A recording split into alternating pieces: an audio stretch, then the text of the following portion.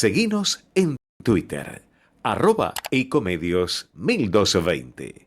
Somos PAE, líder global de energía. Ofrecemos productos y servicios a la industria y estaciones de servicio. Nuestra producción de petróleo y gas abastece al mercado local y al de exportación. Producimos combustibles de máxima calidad en la refinería más moderna de Sudamérica. Invertimos, innovamos, crecemos. Somos PAE, energía para la industria.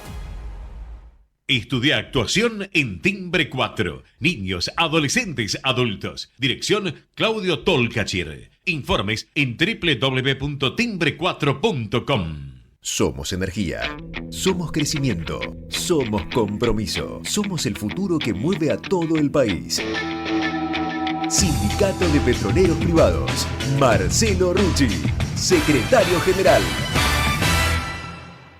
Shell Argentina. Cumplimos 110 años a la vanguardia del desarrollo de la energía en el país. ¿Sabías que todos los accidentes por inhalación de monóxido de carbono son evitables? Chequea que la llama de tus artefactos sea siempre azul. No olvides ventilar los ambientes de tu hogar todos los días, verificando que las rejillas cuenten con salida al exterior y las ventilaciones no estén tapadas ni sucias. Y controla las instalaciones internas con un gasista matriculado. Con estos consejos, proteges a tu familia. Metrogas, damos calor. Letras y corcheas. Un encuentro con músicos y escritores. Una hora para disfrutar de canciones y textos contado por sus autores. Letras y corcheas. Los jueves de 22 a 23 con la conducción de Hernán y Mario Dobri.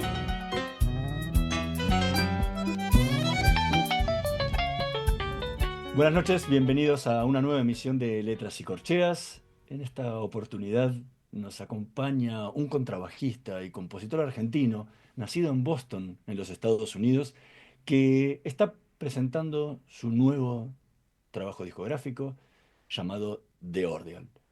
Mario, ¿qué nos podés contar de nuestro invitado de hoy? Bueno, buenas noches. Consustanciados con la realidad social del tiempo que les toca vivir, tanto en el desarrollo tecnológico como en el campo político y humano, el artista es la voz emotiva más cercana para expresar el cuadro de situaciones de cualquier sociedad. Es el vínculo afectivo que crea la humanidad para generar un lenguaje claro y desmitificado de la razón de ser. Por eso es importante entender el valor del mandato tácito que la profesión artística en lo amplio lleva como responsabilidad.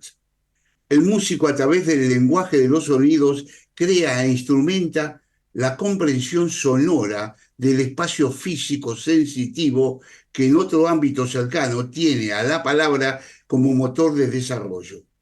Componer una partitura es parte del entramado del conocimiento y, como tal, el compositor sabe que su trabajo deberá influir en el contexto en el que él se desarrolla. La partitura no es un simple divertimento, es una guía, un espejo donde los oyentes se descubren y se entienden en el fuero más íntimo. La credibilidad de un autor radicará en la sinceridad de su propuesta y en la profundidad de su visión sonora. Hoy, en esta noche de Letras y Corcheas, nos visita un joven compositor con el cual poder dialogar sobre la creatividad y responsabilidad en el campo de la composición musical. Buenas noches, Sebastián de Urquiza. Es un placer contar contigo en nuestro programa. Buenas noches. Es un placer para mí poder charlar un rato con ustedes acerca de música, de este nuevo trabajo, compartir un rato. Para mí es un placer. Así que muchísimas gracias. Al contrario, la verdad que es un gusto, después de escuchar estos últimos trabajos tuyos, poder dialogar sobre ellos. Cuando abordás la composición musical, ¿qué es lo que te propones hacer aparte de expresar un sentir?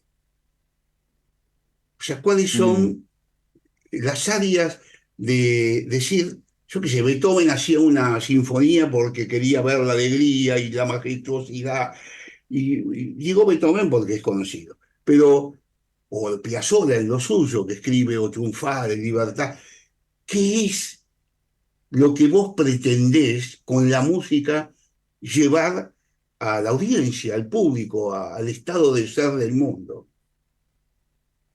Yo lo que quería con esta obra era que la música trascienda la música en el sentido de que sea solo una cosa que uno escucha, digamos. Que trascienda también lo que es los tecnicismos, la data que hay. Pensé sobre todo en la idea de contar una historia, ¿viste? Como que sea tener en concreto eso, una historia acerca de algo y que sea la música la que la cuente, ¿viste? De hecho, bueno, se llama The Ordeal porque tiene una historia que tiene que ver con eso. Es básicamente una, un desafío personal con uno mismo. O sea, el protagonista es quien lo escucha, es una historia personal.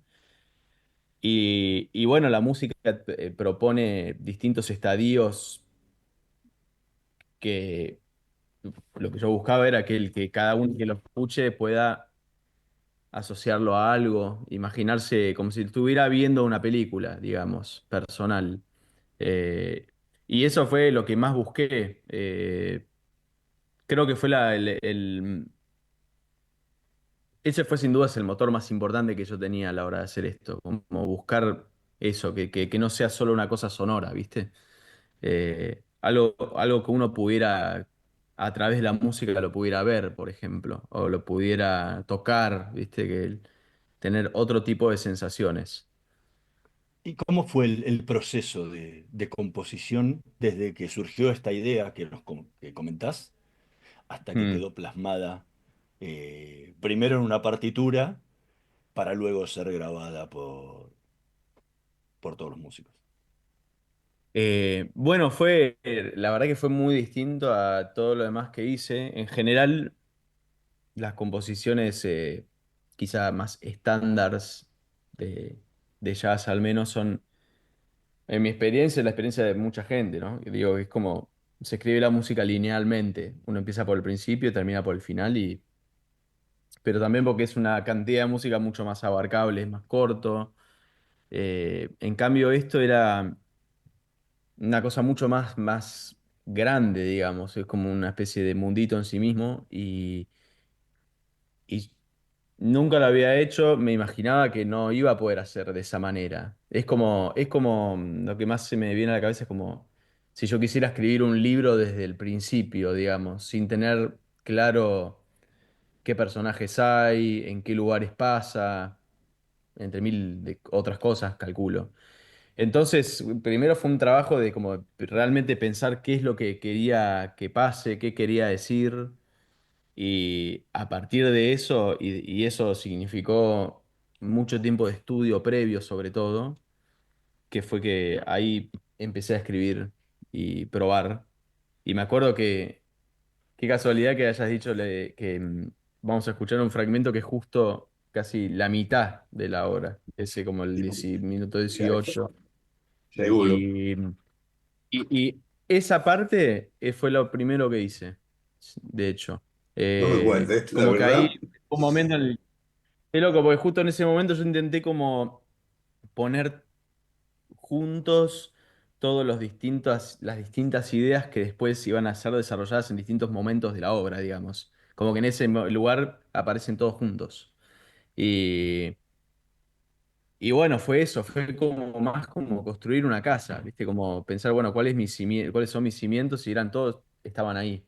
Y a partir de ahí fui como distribuyéndolos.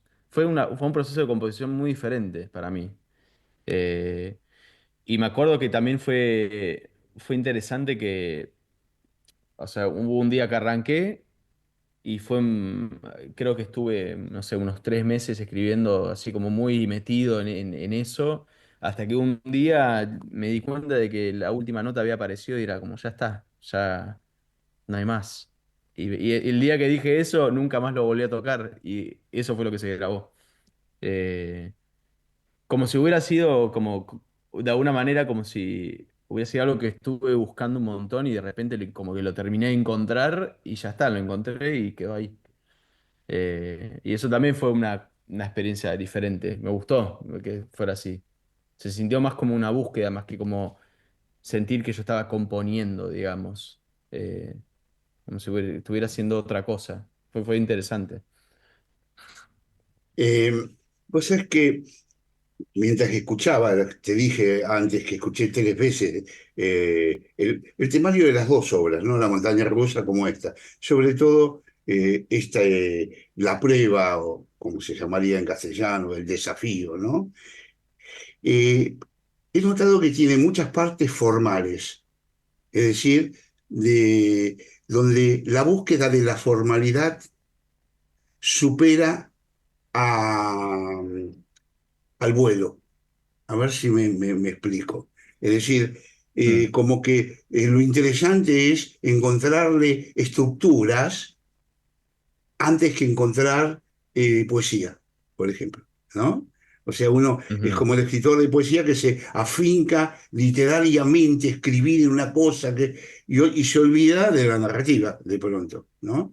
Y lo que el público va a mm, escuchar, la gente va a escuchar, es la narrativa. Lo formal es muy interesante para lo otro, para la estructura, pero se pierde de vista la narrativa. Por momentos sentí esto dentro de la obra, ¿no? Es muy interesante en mm. lo formal, pero se pierde. Por momentos sentí la narrativa de la obra, cosa que me hizo, te voy a contar una anécdota, desde que arrancó la obra hasta que terminé, me senté a escribir. Y nota por nota, mientras escribía, hablaba, yo escribía imágenes de todo lo que me producía hasta que llegó el punto final. Me permitió narrarme a mí mismo a través de tu narración, que no sé cuál era, era mi narración. ¿Algo de eso hiciste? Bueno, para mí, o sea, mi objetivo principal en cuanto al oyente era exactamente lo que te pasó. A mí, más allá del... Primero que yo creo que la narrativa... no fue fácil, pero creo que la música un poco por distintos motivos tiene su discurso. Es un discurso quizá un poco largo y puede ser difícil de seguir. Por eso es una música que, como muchas músicas largas, amerita escucharla más de una vez, porque se pueden perder cosas. Quizá la primera escucha tiene más que ver con lo que uno siente, qué sé yo, cada experiencia es distinta. Pero yo lo que más buscaba era justamente que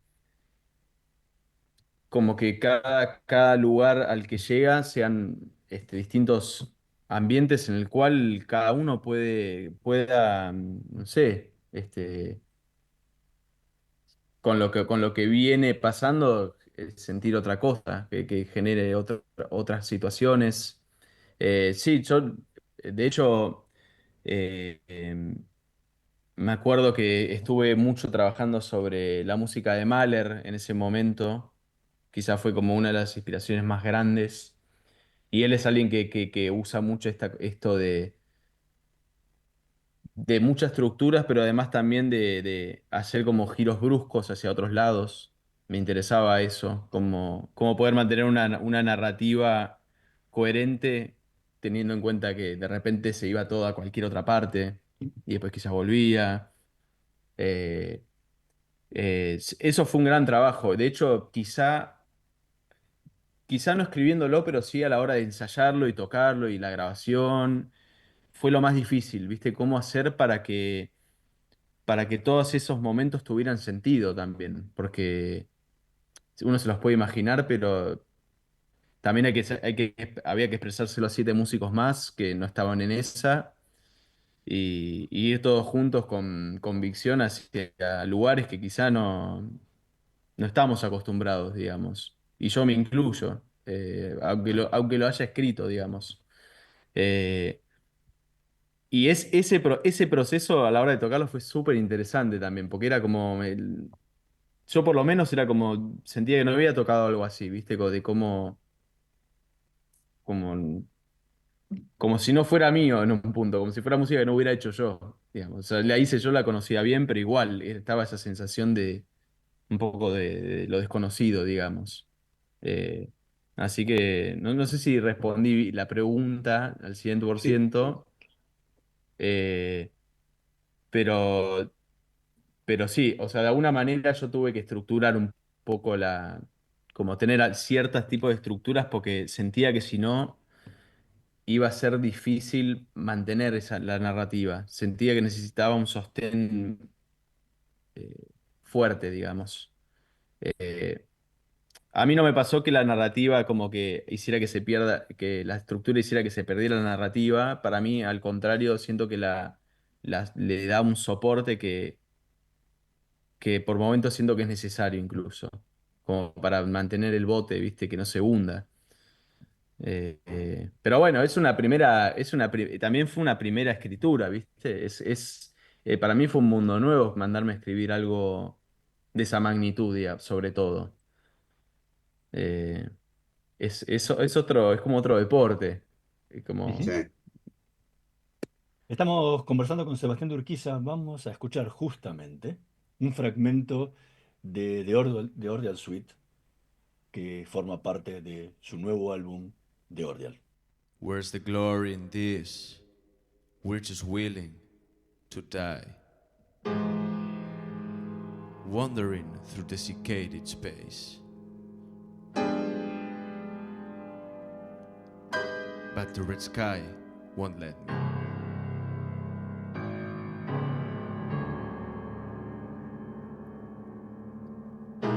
Restless and determined, ensuring every flash draws me to my ordeal.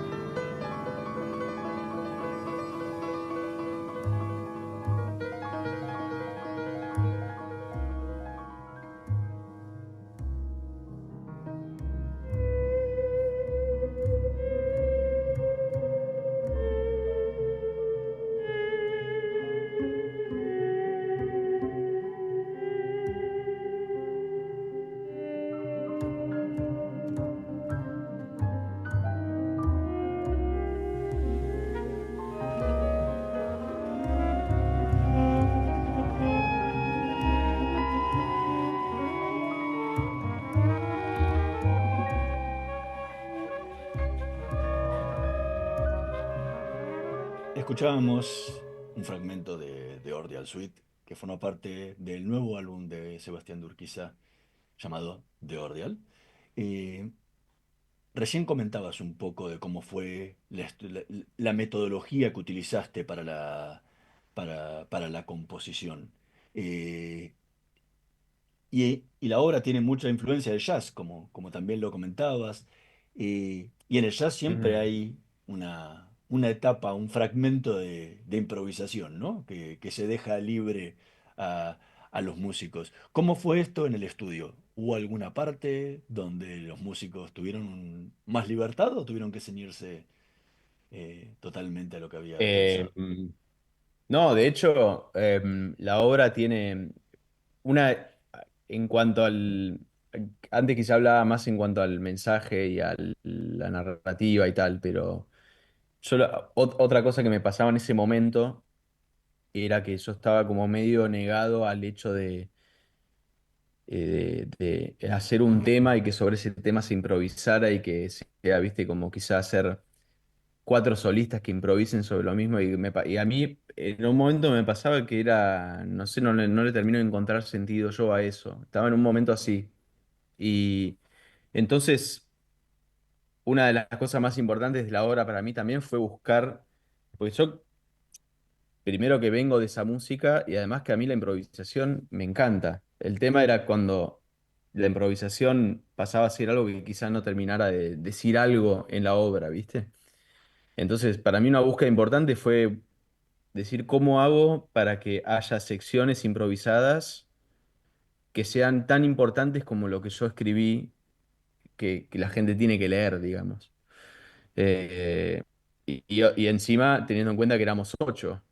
Entonces, como que fue todo un desafío buscar que cada uno al menos tuviera un momento de improvisación como tal, que pudieran hacer su magia y que sea importante para la obra, tanto como lo otro. Y, y no solo eso, sino que por lo menos en este disco, no solo pensé en eso, sino que pensé en cada uno de los que le iba a tocar. O sea, pensé específicamente en el grupo que grabó, eh, con quiénes sonaban mejor, o sea, por ejemplo, el fragmento que escuchamos recién está el saxo tenor y la batería. Yo sabía bien que ellos dos tienen una química especial y quería que ellos dos tuvieran un momento juntos, por ejemplo. Y fue como, bueno, darles ese momento, buscar qué momento estaba bueno como para que siguiera como la narrativa yendo hacia un lugar que me interesaba. Eh, y bueno, y así lo fui armando, fue como pensando en muchas cuestiones humanas, además de las musicales, a la hora de elegir las improvisaciones de cada uno. Y creo que el resultado de eso fue increíble, porque no fue solo poner un solo para sumarle tiempo, fue como realmente fue fundamental. De hecho, por ejemplo, ese solo siento que tiene una cosa mística que yo no la encontré escribiéndolo, lo generaron ellos. Y eso que generaron ellos le da mucho sentido a lo que viene después.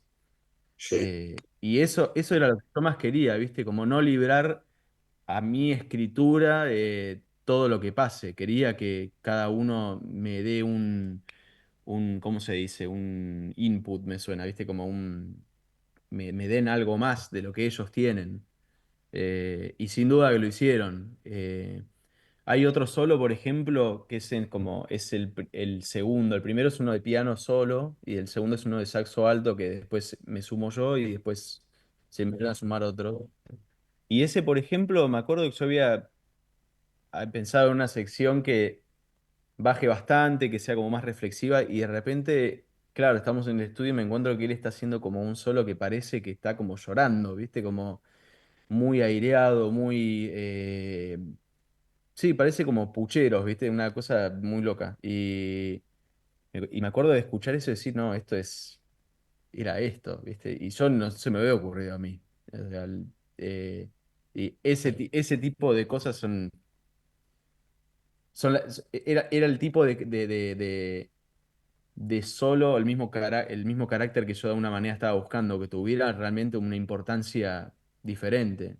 Y de hecho, hablando de eso, para agregar que justo me acabo de acordar, todo lo que es la letra los distintos momentos que hay, eso, no diría poesía, pero sí como son distintos sectores hablados, fueron en gran parte inspirados en esos momentos también. Eh, Porque yo sabía lo que había escrito yo podía significar, pero lo otro no lo sabía, no lo tenía en mente hasta que se grabó y lo escuché después. Eh, y fue importantísimo. Así que fue un gran aporte el que hicieron los solistas. Estamos conversando con Sebastián de Urquiza. Vamos a hacer una pequeñísima pausa. En un minutito más volvemos con más letras y corcheas. No se vayan. Vamos la radio, somos tu voz. Vamos con Eco, siempre la verdad y la mejor información.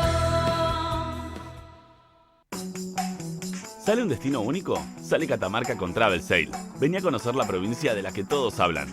Del 25 al 31 de agosto, Catamarca está en Travel Sale. Catamarca, hermosa por naturaleza. Visit Catamarca.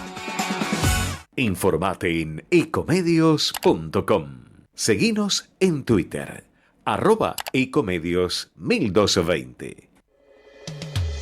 Letras y corcheas. Una hora para disfrutar de canciones y textos contados por sus autores. Con la conducción de Hernán y Mario Dobri.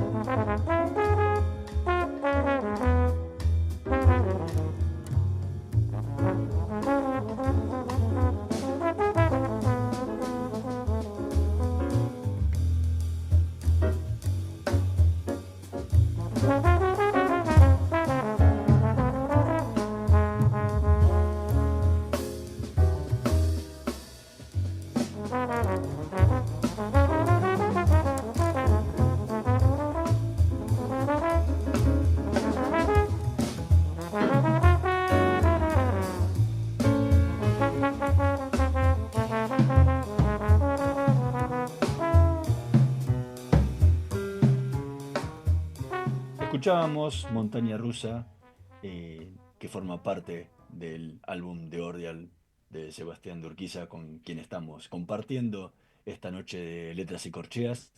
Eh, Dos preguntas en una sobre Montaña Rusa. La primera es cómo surgió la idea compositiva de este tema. Eh, y la segunda, ¿por qué la inmensa diferencia de duración entre las dos composiciones que forman parte del disco, ¿no? Porque Mm, partí de una de más de 40 minutos a una de 7. sí. Bueno, que surgió así, básicamente. Yo estaba en esto de escribir para la suite en ese momento y estaba laburando en una estética como bastante puntual, que es la que las lleva a la suite. Eh, o sea, por un lado estaba todo lo estructural que hablamos antes de cómo fue, bueno, cómo se fue armando la estructura de toda la suite, pero por otro lado también estaba qué estética quería que lleve. Y bueno, estuve como preparándome para eso y cuando empecé a escribir la suite, en un momento empecé, bueno, bocetar cosas, tal, y apareció Montaña Rusa. Y cuando lo escuché me gustó, pero me parecía que no tenía mucho que ver con la suite. Entonces lo tuve ahí siempre al lado, viendo qué tal, surgió en esa época. Y, y bueno, un poco para cortar en todo sentido, no solo en la grabación, no solo que en el disco quedara algo más que la suite, pero también a la hora de grabarlo, también, viste, como para pasar otra cosa, quedó ese tema. Eh, y me sirvió, era como una manera, era un fragmento más corto de algo que venía laburando que tiene que ver con la suite en un punto, aunque no es lo mismo, evidentemente. Eh, y, y de hecho estuve a punto de no dejarlo en el disco. Quizá pensé en dejar la suite solamente. De hecho, en las presentaciones en vivo hicimos solo la suite y Montaña Rusa.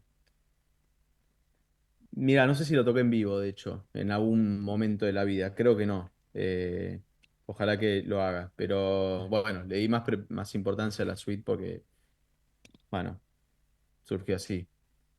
Pero sí Vos que sabés, me gusta como para ilustrar otra cosa que tiene que ver, pero no es lo mismo. vos sabés que en esta montaña rusa, eh, título bastante usado en la música y en otros pareceres, ¿no? Eh, y cada uno con sus ideas. Pero en este, el comienzo tuyo me agradó porque hay como una especie de disonancia musical.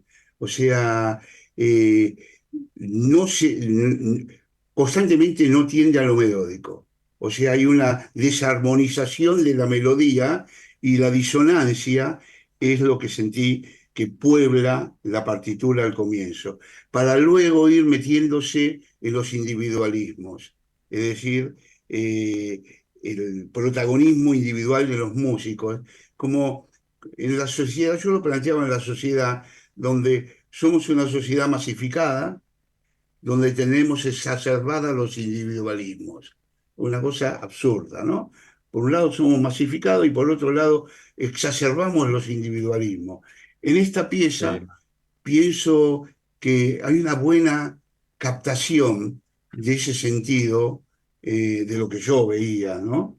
El individualismo en la masa y la disonancia, como lo viste en el tráfico, que todo suena y hace una armonía que es el espacio sonoro de la calle, pero que uno no lo puede armonizar en otra forma, ¿no? Eso es lo que Mm. sentí. No sé lo que buscaste vos, pero es lo que sentí yo. ¿Qué es lo que buscaste vos? No sé si busqué algo con que. O sea, yo estaba. En realidad estaba más pensando yo en todo ese momento, esos 3, 4 meses de escribir, estuve como muy enfrascado en esto de buscar eh, todo ese significado de toda la otra obra. Y la verdad que yo estaba buscando maneras de plasmar eso, ¿viste? Y como creo que esto de un poco lo que decís de la disonancia y el individualismo, pero que como que se escuche, se arma una masa colectiva, creo que un poco es parte del disco para mí. Me pasa un poco eso cuando lo que decís, pero no solo en Montaña Rusa, sino en general. Sí, en Eh, general es cierto. o sea, que creo que es una música que no se caracteriza por ser muy consonante en general. Creo que también hay un peso individual. Somos muchos, pero tampoco somos tantos. Somos 8, o sea, como que si hay uno menos se siente un montón. Y cada uno aporta un montón. Y, y quizás lo que cada uno hace puede sentir que es consonante, pero lo juntamos todos y es una redisonancia. Pero es una disonancia que está buena también, es como es algo distinto que se genera y un poco estaba en la búsqueda, era esa. En la suite tiene que ver un poco con eso. Por eso también está en el disco, pienso. O sea, como que en ese sentido decía estéticamente tienen que ver. Eh, pero bueno, el otro quedó más como si fuera como una canción por separado. Es como más un tema cerrado. Por eso no lo pude incluir. O me parecía forzado sumarlo a algo que de movida tenía otro discurso. Ahora, cambiando un poco de tema de lo que es el disco en sí, como contrabajista, que, que el contrabajo es un instrumento, si bien de cuerda, pero es bastante rítmico, ¿sí? Marca bastante el ritmo en general de lo que es una pieza, especialmente en el jazz, en el rock, y ni que hablar de los ritmos tropicales, ¿no? Eh,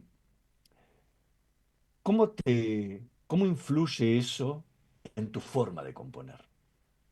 Donde partís de una visión de la música más rítmica.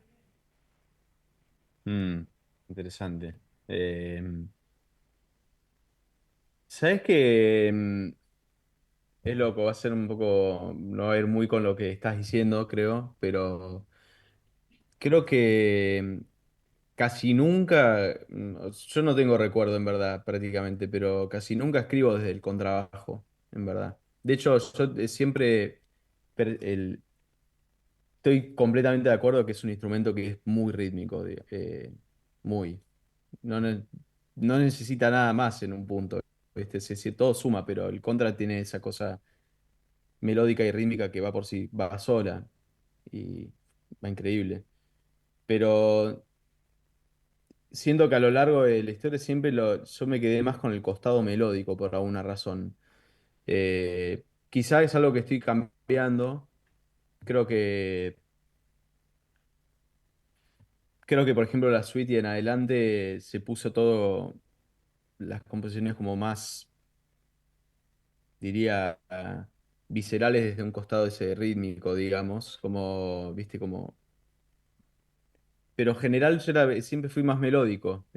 Buscaba otro tipo ese otro costado del contrabajo que, qué sé yo, quizá tiene que ver con que mi viejo es trompetista, por ejemplo, y yo siempre estuve muy con eso presente de la importancia de la melodía y siempre me importó mucho tratar de que no se olvide también de que el contrabajo puede ser un instrumento increíblemente melódico. Entonces siempre me llamó eso mucho la atención. Eh, Creo que lo fui cambiando y de hecho siempre cuando hago cosas de otros y son cosas que son realmente rítmicas, yo lo disfruto enormemente. De hecho, quizá que me gusta más. Son cosas distintas, pero lo súper disfruto también. Pero sí, en general yo cuando escribo no escribo desde el contra. De hecho, casi siempre escribo desde el papel directo.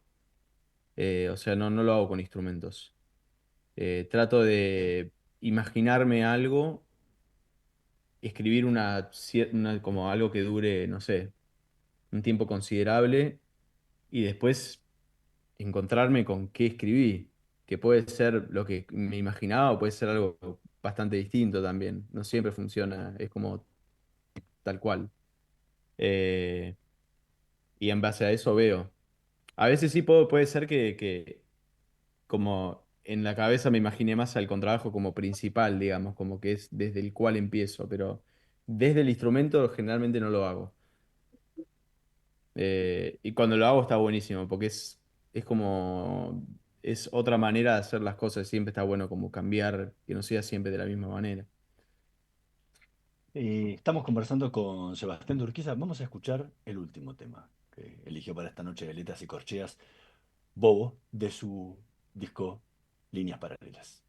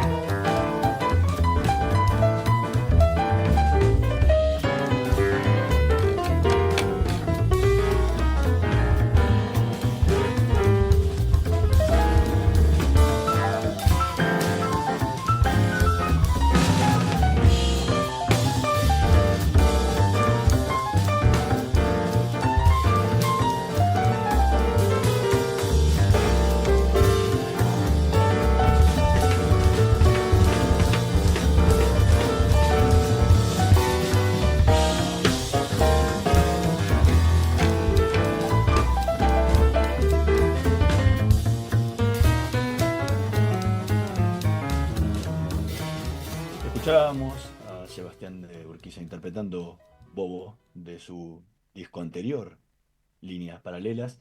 Eh, ¿qué, qué diferencia? Digo, más allá que uno lo ve y claramente al tener la suite de más de 40 minutos, hay una gran diferencia. Pero, ¿qué diferencia tuviste y sentiste vos a la hora de trabajar en líneas paralelas y en The Order? Sí, no, es completamente diferente. De hecho, bueno, The Order es anterior a Líneas Paralelas. No, o sea, lo escribí en 2021 y Líneas Paralelas es de fin del 20, es de mitad del 23. O sea, que se grabó a mitad del 23. Después de Ordeal yo sentí que me quedé, pero tipo no había más. Estaba vacío, un- con un lindo vacío, digamos, como había dejado todo y de repente no tenía nada. Y era, ¿qué hago? Eh, y, y bueno, lo que traté de hacer fue como intentar poder hacer algo que tuviera un significado interesante, pero tratar de condensar las cosas. Tratar de hacerlo en fragmentos mucho más cortos.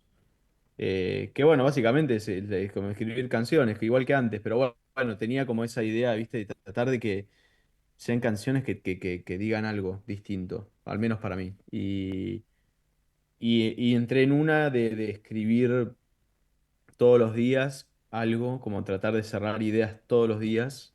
Entonces me encontré como en un momento de eso, que estaba escribiendo un montón de temas. No necesariamente todo me gustaba, pero por lo menos tenía la intención de estar en constante búsqueda de algo.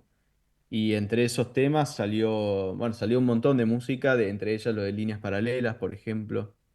Líneas Paralelas es un proyecto compartido con Javier Burín, que es un pianista increíble, un gran amigo mío. Y Y él que también, y estuvo aquí bueno, en el programa. capo, y sí. Y bueno, con él hicimos eso. Y bueno, es una etapa que ahora está más intermitente, pero está ahí. Como esto de tratar de cerrar ideas y un poco también para mí lo más interesante de ese momento era como que en el principio sentía que tenía ideas en la cabeza, entonces las tiraba, era más fácil, pero en un momento es como que no había más tampoco, era como no soy una fuente inagotable. Entonces tenía como que durante el día estar como alimentarme de cualquier cosa, ¿viste? De lo que iba pasando. Como estar mucho más atento a las cosas de la vida, más que a, no sé, a estar encerrado en mí, ¿viste? Y para mí estuvo bueno eso, fue como vivir distinto, como más plenamente, de alguna manera. Eh, Sentía como que todo lo que podía pasar en el día podía ser una inspiración para lo que escribir al día siguiente. Eh, Y es un poco esa la manera de escribir lo que fue Líneas Paralelas, por ejemplo. Hay un disco que va a salir quizá a fin de este año o el año que viene, que también está hecho con esa impronta 100%, ¿no? Eh, Eso, se vienen cosas nuevas, todo con eso. Eh, o sea, es que tengo varias dudas y quiero preguntártelas. Ustedes grabaron en Basel, en Zúrich, ¿no? Digo, en En Basel, Suiza, sí. en Sí. Suiza. Eh, ¿Fueron los 8 a grabar ahí? O sea, se trasladaron ahí y grabaron todos en el estudio. Es la primera. La segunda pregunta es, ¿lo grabaron de un tiro? Es decir, pusieron la orquestación los 8, ¡pum! Arrancamos y hasta que no concluyeron los 40 minutos no se paró. O comenzaste con una base y fuiste Mm, incorporando las diferentes cosas. Lo viste que se hace muchas veces. Y después, sí, en el estudio se trabaja con la computadora y con el sonidista y se arma todo el speech de los 40 minutos. ¿Cuál fue claro, el claro. método que usaste en este trabajo? Es una duda, porque digo, me llamó la atención, 40 minutos, 8 músicos, los traen ahí, se tocan de un vamos, es una proeza, porque primero para que hagan eso tienen que haber tocado 100 veces la partitura y después se ponen ahí, ¿no? Digo, Bueno, fue una proeza entonces, porque la una verdad que se proeza, grabó güey. todo de la manera menos fácil, que sea nos junta, a ver, los músicos vivían, la mayoría vivían en Basel, no todos. Yo los conocí mientras vivía ahí, yo vivía ahí entre mitad del 19 y todo el 2020. Y, y bueno, o sea, en un momento yo empecé a escribir esto, al toque salió yo tenía ponerlo, lo empecé a escribir, no sé, en marzo, y yo tenía una fecha en junio, fin de junio, ahí para presentar una música, pero no era esto todavía. Y al toque me dieron una plata para hacer toda la producción esta. Entonces dije, bueno, ya está, me mando con esto. Entonces terminé ahí a escribir eso, viajé para allá, tocamos en esos dos conciertos la suite, que fueron las únicas dos veces que lo tocamos más los ensayos, y a los pocos días fuimos a grabar y lo grabamos todos juntos, en círculo, así tipo ritual, y hicimos una toma de todo de corrido. De hecho, fueron dos sesiones de grabación. Probamos un par de veces tocarlo de corrido, después pasamos Montaña Rusa, que nos llevó bastante más de lo que me imaginaba. Eso fue quizá fue como el obstáculo más grande, a ver, grabar ese tema bien. Y me acuerdo que llegamos, grabamos ese y nos quedaba un poco y estábamos muertos, como no podíamos más. Y ¿Y fue qué un te re debate, parece? decir, bueno, lo hacemos otra vez, no lo hacemos, tenemos material, no sé qué. Y al final dijimos, bueno, vamos una más, la última, pase lo que pase y nos vamos. Y esa toma fue el disco, literal. O sea, no tiene ningún edit, no tiene nada. Es lo O que sea que el no primer hubo disco. arreglos de nada, porque si tocaron todo, es muy difícil arreglar algo después.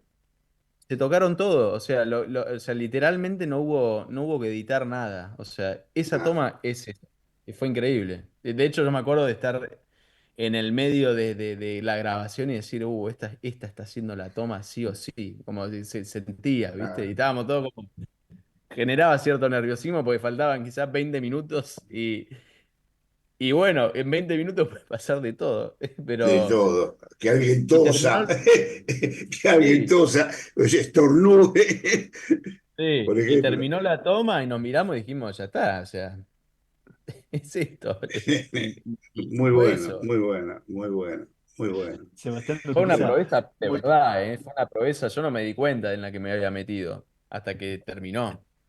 Pero Sí, bueno, que por suerte salió bien. La verdad que por salió suerte. súper bien. Sebastián Urquiza, muchísimas gracias por habernos acompañado hoy en Letras y Corcheas. Fue realmente un placer enorme y a toda la audiencia le recomendamos que escuche de Ordeal, que está en todas las plataformas, lo pueden encontrar y disfrutar tanto como nosotros lo hemos disfrutado en la previa del programa y durante el programa, volviendo a escucharlo nuevamente tu obra. Así que agradecidísimo de haberte tenido en el programa. Hermoso, igualmente. Bueno, Hernán, Mario, muchísimas gracias. Fue un placer. Me gustaron mucho las cosas que se hablaron. Eso es muy interesante. Así que una alegría compartir eso. Y bueno, los invito a escuchar el nuevo disco que acaba de salir. Espero que lo disfruten tanto como fue para nosotros. Bueno, te agradezco mucho yo, fue un placer, vuelvo a repetirte, lo escuché varias veces, porque como decís vos, una primera observación, después detenidamente las partes, y me fue muy llevadero, debo decirte, lo llevé muy bien. Me resultó placentero el escucharlo. Te lo hablo como oyente, ¿no? Así que te agradezco mucho, y los felicito a todos ustedes, unos grandes, un gran grupo. Espectacular. Muchísimas gracias. Muchísimas gracias. Nosotros nos vamos a reencontrar la próxima semana en una nueva edición de Letras y Corcheas. En la operación técnica, Javier Martínez y Gerardo Subirana. Nos vemos la próxima semana. Chao. Somos PAE, líder global de energía. Ofrecemos productos y servicios a la industria y estaciones de servicio. Nuestra producción de petróleo y gas abastece al mercado local y al de exportación. Producimos combustibles de máxima calidad en la refinería más moderna de Sudamérica. Invertimos, innovamos, crecemos. Somos PAE, energía para la industria. Estudia actuación en Timbre 4. Niños, adolescentes, adultos. Dirección Claudio Tolcachir. Informes en www.timbre4.com. La energía que mueve al país nace del esfuerzo y compromiso de los miles de hombres y mujeres que con coraje ponen el cuerpo a una industria que no para de crecer. Con el compromiso que nos caracteriza, acompañamos a nuestros 26.000 afiliados y a sus familias con servicios e infraestructura de punta. Por eso, construimos clínicas, consultorios, farmacias y centros recreativos en toda la región. Marcelo Rucci, secretario general del Sindicato de Petroleros Privados. Energía que se siente. Shell Argentina. Cumplimos 110 años a la vanguardia del desarrollo de la energía en el país. ¿Sabías que todos los accidentes por inhalación de monóxido de carbono son evitables? Chequea que la llama de tus artefactos sea siempre azul. No olvides ventilar los ambientes de tu hogar todos los días, verificando que las rejillas cuenten con salida al exterior y las ventilaciones no estén tapadas ni sucias. Y controla las instalaciones internas con un gasista matriculado. Con estos consejos, proteges a tu familia. Metrogas, damos calor.